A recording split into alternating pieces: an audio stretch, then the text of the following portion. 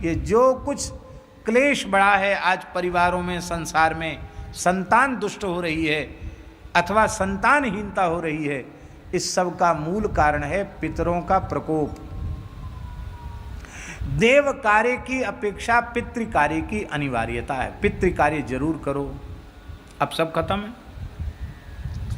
पितर पक्ष में दाढ़ी नहीं बनाना चाहिए, नख नहीं बनाने चाहिए, क्योंकि दाढ़ी नख बनाओगे तो पितरों को वही खाना पड़ेगा और वो श्राप देते हैं। अब तो रोज चिकनी दाढ़ी चाहिए। पितर चाहे जो खाओ, तेल नहीं लगाना चाहिए, सावन नहीं लगाना चाहिए, नख नहीं काटना चाहिए, स्त्री प्रसंग नहीं करना चाहिए, क्योंकि पितर जो है उनको शुक्र में, रज में निवास करना पड़ता, वो श्राप देते हैं। इसलिए श्राद्ध भोजी ब्राह्मण, बहुत विचार पूर्वक ब्राह्मण को श्राद्ध में निमंत्रण देना चाहिए। आपने किसी ब्राह्मण को अपने पिता के श्राद्ध में न्योता दिया तो पूर्वज उनके शरीर में प्रविष्ट हो जाते हैं, उनकी चेतना। अब निमंत्रित होने के बाद यदि ब्राह्मण समागम करता है तो उनके पितरों को गर्भ में, शुक्र में प्रवेश करना पड़ता है, वो श्राप दे देते हैं। इसलिए ब्राह्मण को वर्तमान समय में तो निमंत्रित करके घर में बुला ले, एक रात्रि वहीं रखे, दूसरे दिन श्राद्ध में भोजन करावे खूब भूख लगने पर, और वो द्वारा भोजन कर ले श्राद्ध वाला ब्राह्मण तो श्राद्ध नष्ट हो जाता है। तो इतना खिलावे कि उसको द्वारा भोजन की गुंजाइश न रह जाए, फिर वहीं विश्राम करावे। फिर ब्राह्मण 1 सहस्त्र गायत्री का जब घर में बैठ करके करे, इसके बाद दूसरे दिन उसको फिर खूब बढ़िया से सत्कार करके विदा करो। ये है। इस विधि से संध्योपासन करने वाले, त्रिकाल संध्योपासन करने वाले पवित्र वेदज्ञ ब्राह्मण को खिलाओगे तो उससे पितरों की तृप्ति होगी। श्राद्धे कुर्यान्न विस्तरम, इसलिए विस्तार के लिए मना है। सुपात्र मिलना कठिन है श्राद्ध में। अब श्राद्ध में तो महाराज, यहाँ ब्रज में कहावत है ना, आई कनागत फूले कांस, बामन उछले 9 बांस। आई कनागत फूले कांस, कांस फूल गए, बामन उछले 9 बांस।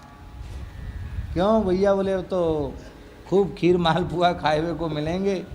एक दिन में कई जगह भंडारा, श्राद्ध, पुनर्भोजन, इससे श्राद्ध नष्ट हो जाता है।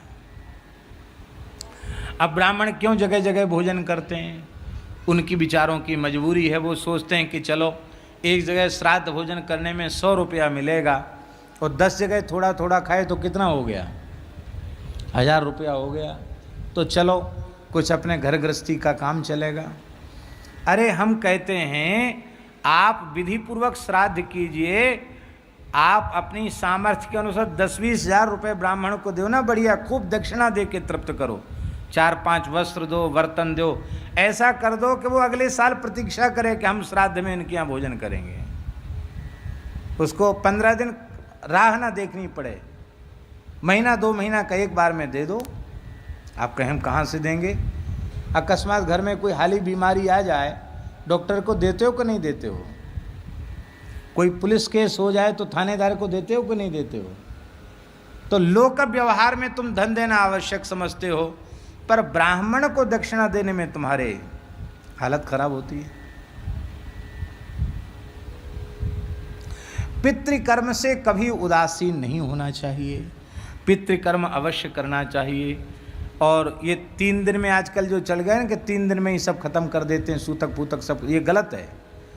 पूरा त्रयोदशाह तक पूरी विधि करना चाहिए, क्योंकि उससे मृतात्मा की सद्गति होती है।